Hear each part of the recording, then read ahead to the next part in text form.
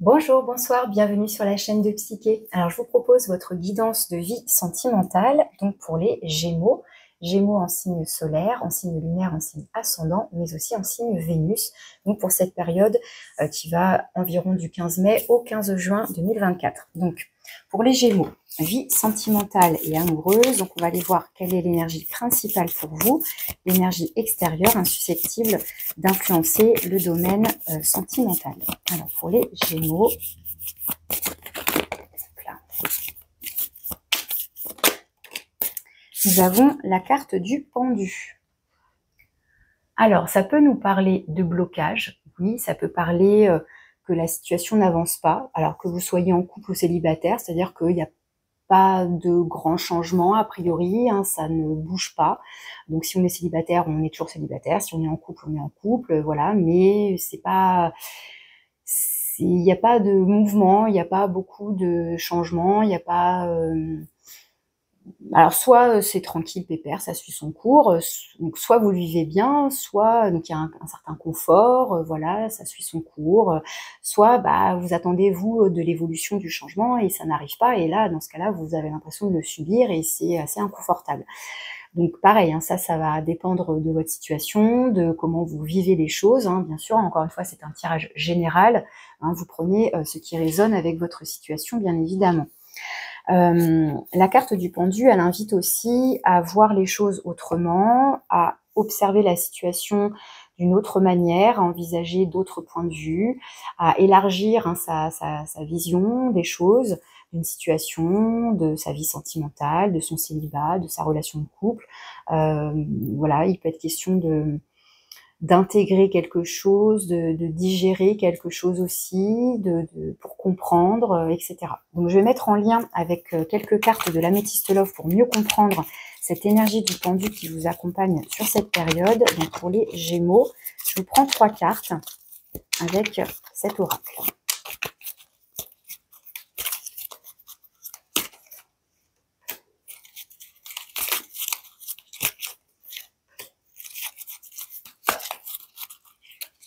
Celle-là.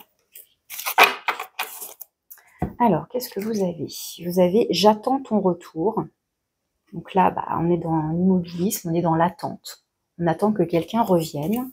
Donc soit on attend le retour d'un ou d'une ex, soit on attend l'arrivée de quelqu'un, soit on attend son ou sa partenaire parce qu'il est en déplacement pour x, y raison. Hein, donc voilà, plusieurs situations possibles évidemment.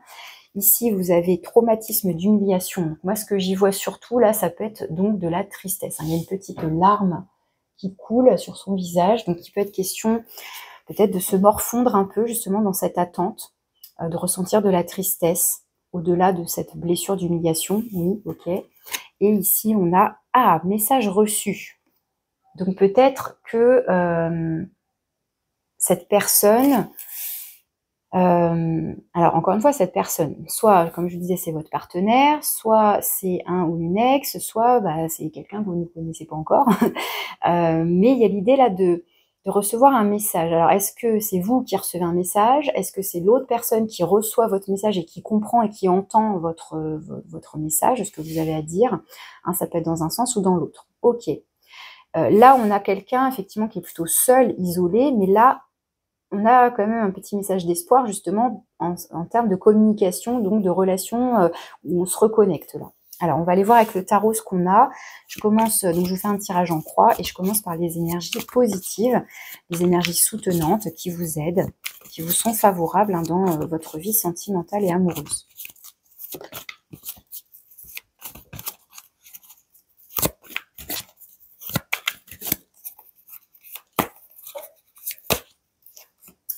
À l'inverse, ce qui ne vous aide pas, le point de vigilance,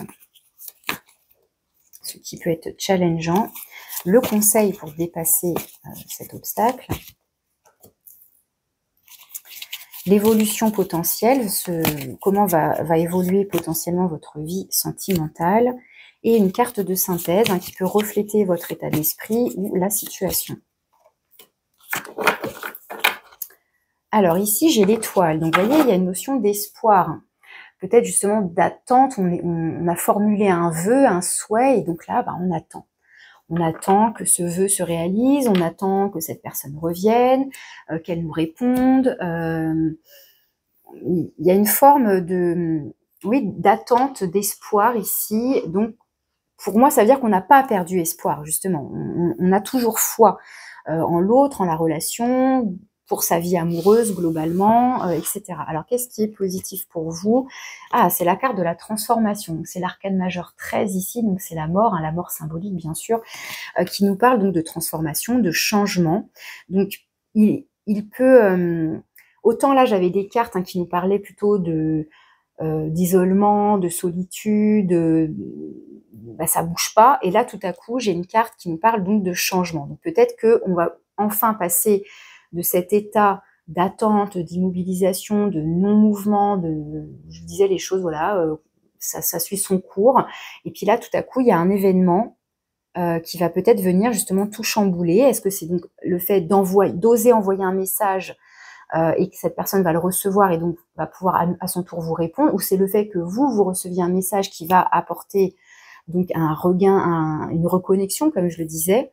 Je vais recouvrir tout de suite cette carte de la transformation. Alors ça peut être après dans votre état d'esprit, plutôt que d'être dans une attente, à éventuellement, peut-être pour certains, un peu se morfondre, à être triste, etc. Peut-être que vous allez changer ça, changer cet état d'esprit, voir les choses autrement, justement. Vous voyez, il peut être question ici tout simplement d'un changement dans votre vision des choses. Hein. Ça peut être ça. Alors, je vais tout de suite recouvrir pour préciser les énergies qui vous aident, qui vous soutiennent. On a la 10 d'épée. Vous voyez, peut-être qu'on en termine avec un état là de souffrance, parce que la 10 d'épée, c'est une carte qui nous parle d'être arrivé au bout d'un cycle qui a été douloureux, qui a été pénible, qui a été souffrant, donc pareil, avec plus ou moins d'intensité selon votre situation, mais il y a cette idée là qu'on passe à autre chose. C'est bon, on en a marre de cet état-là, on a envie de se relever, là, de retrouver du peps, de la joie de vivre, de l'élan, du dynamisme, peut-être sortir de sa torpeur, sortir de sentiments, de ressentis négatifs, douloureux. Donc, on apporte peut-être là, je vous dis, ouais, un nouvel état d'esprit, un changement, on se relève, on se remet en mouvement peut-être ici, apparemment. Alors, qu'est-ce qui ne vous aide pas, le point de vigilance? La 7 de denier. La 7 de denier, ce serait effectivement peut-être de rester dans cette patience, dans cette attente. Parce que la 7 de denier, c'est une carte qui nous parle de bilan, d'attente. On attend que les choses évoluent, on attend que les choses se développent, grandissent, on attend de récolter. Mais qu'est-ce que vous faites pour que ça se développe et pour récolter quelque chose? Est-ce que vous restez dans votre coin? Comment vous participez finalement à votre vie amoureuse? Encore une fois, que vous soyez célibataire ou en couple, est-ce que vous attendez que ça vous tombe dessus? Est-ce que vous attendez que ce soit l'autre qui fasse tout? Est-ce que vous attendez que ce soit quelqu'un qui vienne à votre rencontre? Est-ce que vous attendez que ce soit votre partenaire qui réanime le couple? Enfin, vous voyez, c'est un peu ça. Et du coup, comme là, ça vient en difficulté, c'est peut-être justement, mais il faut peut-être s'activer aussi, justement, peut-être participer aussi, peut-être. Qu'est-ce que vous voulez nourrir dans votre vie sentimentale? Est-ce que vous voulez nourrir les larmes, la tristesse, l'attente, le désespoir, ou vous voyez, tout ce panel-là de sentiments, de ressentis, de sensations qui peuvent être plus ou moins difficiles à vivre, etc. Ou est-ce que vous avez envie que les choses avancent, justement? Donc, qu'est-ce que vous nourrissez? Qu'est-ce que vous faites en termes d'action? Qu'est-ce que vous mettez en place? Alors, qu'est-ce qu'on vous conseille? On vous conseille le roi de terre. Le roi de denier, eh bien lui, justement, il ose être dans l'action. C'est un roi, donc c'est une polarité masculine ici. Donc, on ose être dans l'action, on ose planifier des choses, on ose mettre en place voilà, des actions. Alors là, il y a un côté, je dis, on planifie, il y a un petit côté plus ou moins stratégique, mais dans le sens où on veut que les choses soient solides, soient bien construites. Il y a l'idée là de peut-être de s'affirmer, de prendre des décisions, vous voyez, d'acter des choses, là encore une fois, plutôt que de ne rien faire, ou de rester dans l'attente ou dans l'observation. Oui, le pendu, il observe, mais il peut pas trop bouger. Bon, bah là, peut-être que l'idée, c'est de modifier tout ça, modifier votre regard, votre posture, votre état d'esprit, encore une fois, et peut-être de vous mettre en action. Ici, c'est ce qu'on vous conseille avec le roi de denier, c'est de reprendre confiance en vous, de vous rebooster, de mettre en place des choses concrètes. Donc peut-être, oui, d'envoyer un message concrètement, d'avoir une vision à long terme aussi, et de pas rester...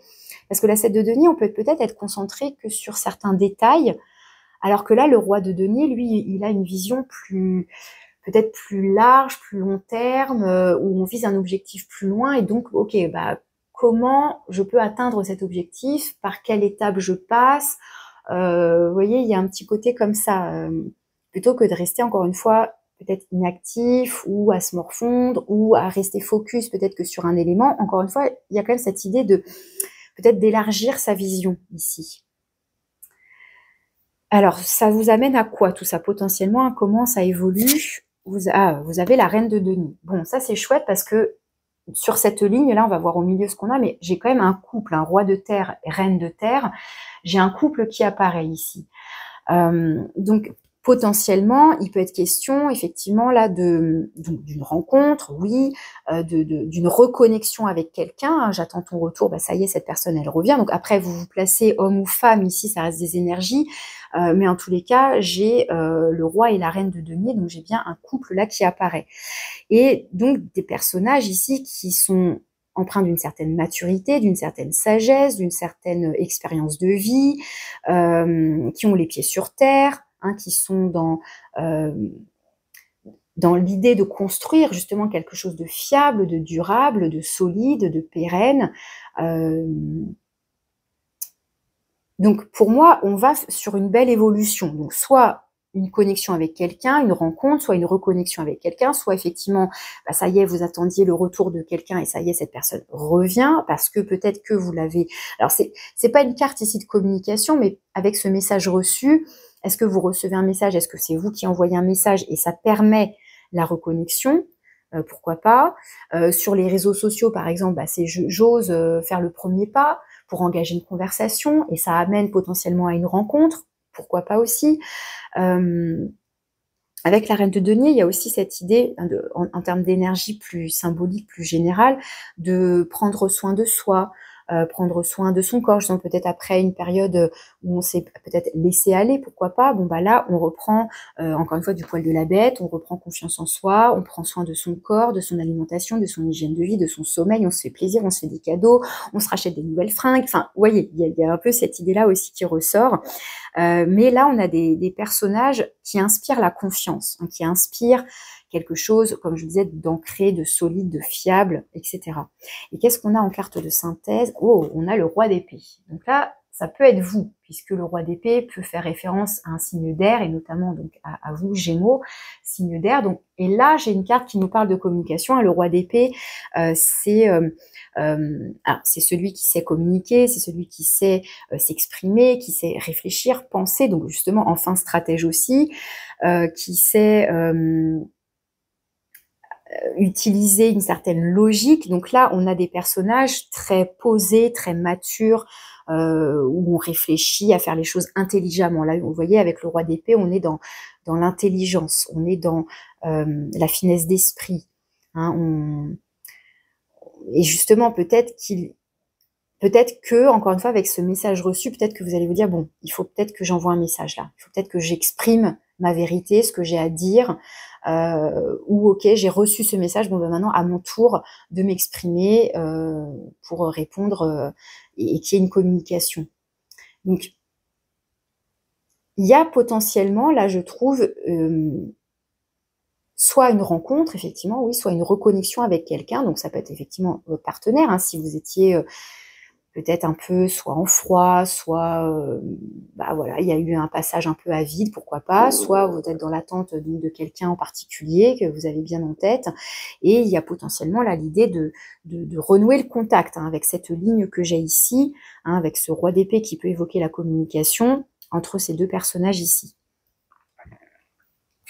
Alors, je vais recouvrir un petit peu. Je vais mettre justement une carte sur le roi de terre, sur le roi de denier en conseil.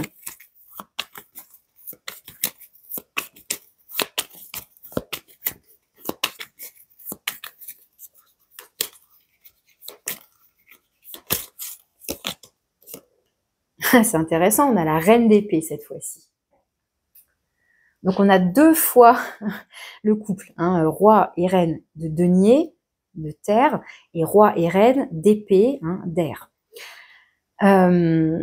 Pour moi ici, du coup, ça renforce mon idée quelque part qu'il faut prendre la décision, il faut être à l'initiative peut-être ici d'une communication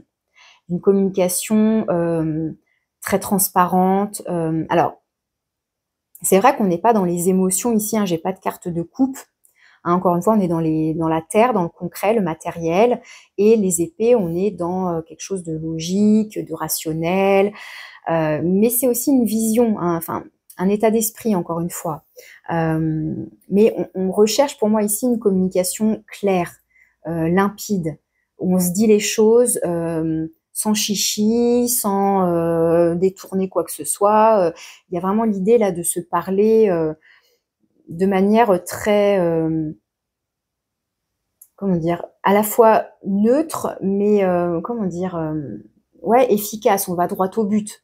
On argumente s'il y a besoin, mais de manière, alors peut-être de manière assez froide effectivement, mais il y a peut-être des choses à mettre à plat justement. Il y a peut-être des choses à se dire pour régler potentiellement une blessure ou un malentendu aussi, pourquoi pas. Enfin, après, ça va dépendre de vos situations, mais pour moi, on vous invite à renouer le contact, la communication. Mais on vous invite aussi, encore une fois, avec cette reine d'épée, à être lucide, à faire preuve donc d'authenticité, de lucidité, de clairvoyance. Donc encore une fois, il y a cette notion de vision hein, qui ressort.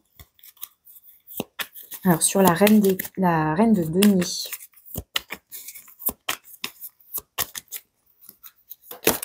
Hop là, bah oui, hop. On a la 7 de bâton qui a voulu se retourner. Donc la 7 de bâton, on est un petit peu quand même dans la prudence ici, dans la méfiance. On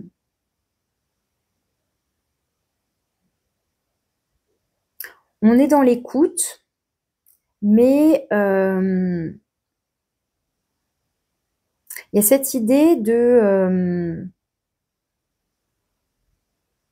j'entends bien ce que je veux bien entendre.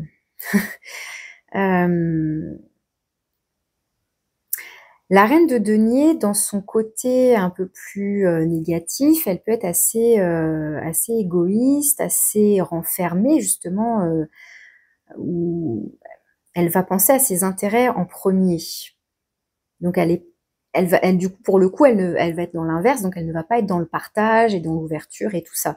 Là, avec la 7 de bâton, il y a ce côté un peu de fermeture justement, d'être un peu sur ses gardes. Il y a quelque chose comme ça là qui ressort. Alors pourquoi ?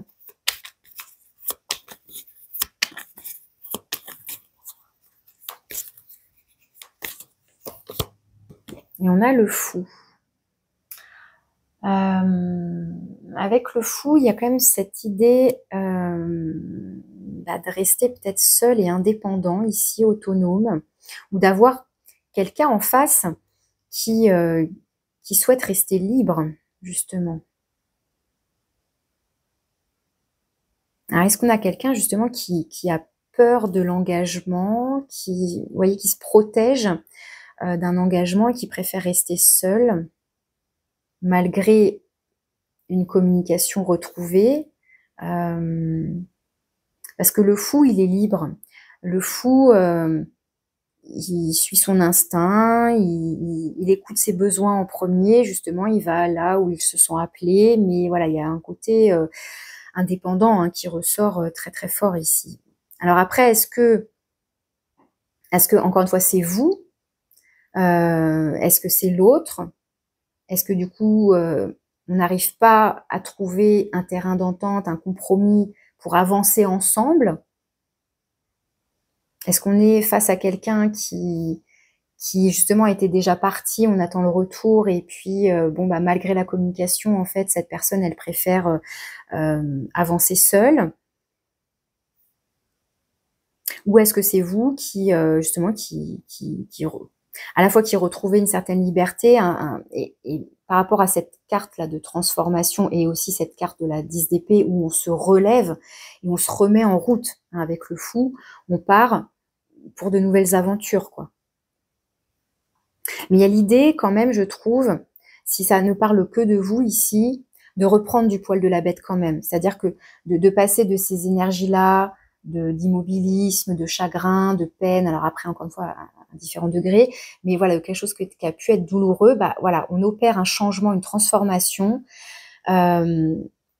on agit, on met en place quelque chose, enfin en tout cas on se rebooste, on reprend confiance en soi, on se dit bon merde, c'est bon, pardon, mais c'est bon, c'est terminé, allez, je me redresse, quoi, je me relève, je reprends ma fierté, enfin voilà, il y a un petit côté comme ça quand même, de retrouver son ego, mais pas dans un sens mauvais, écrasant, malsain, non, c'est je me relève, quoi, je me relève, je prends soin de moi, et je pars vers de nouvelles aventures, je me remets en mouvement, je me remets en route et je fais attention à moi maintenant pour ne pas à nouveau souffrir ou voilà, ça, on peut le lire comme ça aussi finalement, hein.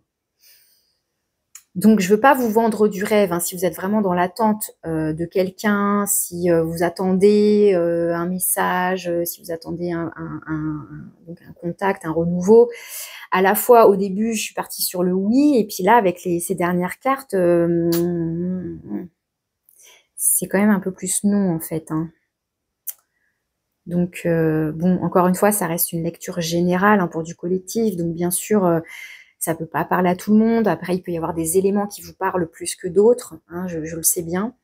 Il y a quand même l'idée, là, en conseil, hein, vraiment, ouais, de reprendre du poil de la bête, de reprendre confiance en vous, d'agir peut-être aussi pour vous, d'être lucide, d'être clairvoyant sur ce que vous voulez, sur ce que vous exprimez pour vous, pour l'autre. Et c'est vrai que cette reine d'épée, elle aussi, elle peut être dans une certaine méfiance, hein, dans ok, je t'écoute, qu'est-ce que tu as à me dire? Si tu me mens, je vais le sentir, quoi. Si tu me trahis, attention aux conséquences. Il y a un peu ça aussi. Comme là, cette 7 de bâton, je suis dans une certaine... à la fois, elle est dans une posture, vous voyez, de zen, de paix, mais vous voyez, elle tourne la tête. C'est un peu tout ce que tu as à me dire. Là, si c'est pour me piquer, moi, je t'écoute pas, quoi. Si c'est pour me balancer des pics, des reproches ou que sais-je, bon, c'est bon, j'ai pas envie de ça, quoi. J'ai envie de me préserver, de prendre soin de moi, de préserver mon équilibre. Il y a un peu cette idée-là, là, hein, de prendre soin de soi, hein, quand même, qui ressort. Et ici, j'ai la 7 de coupe. Il y a peut-être quand même une certaine hésitation, quelque chose d'un peu... alors, soit d'illusoire, soit, vous voyez, on réfléchit, on sait pas trop... mais avec cette reine d'épée, avec ce roi d'épée, avec cette notion de vision, il est question justement de prendre le temps de voir, d'observer, de pas, comment dire, de pas s'illusionner, de pas se bercer d'illusions, de pas se faire avoir sur une première apparence, voyez, de voir au-delà. Il y a quand même quelque chose à voir, je trouve, dans votre tirage, hein, avec toutes ces cartes-là. Je dis le pendu, c'est aussi ça, c'est aussi prendre le recul nécessaire, changer de perception. Il y a quelque chose à voir. Ok, bon, je vous prends un petit message de conclusion. Encore une fois, hein, vous voyez comment ça vous parle, comment ça résonne, comment ça vibre pour vous, hein, selon ce que vous traversez. Alors, avec le petit oracle, dis-moi que tu m'aimes. Qu'est-ce qu'on vous dit en message de conclusion pour vous, les Gémeaux?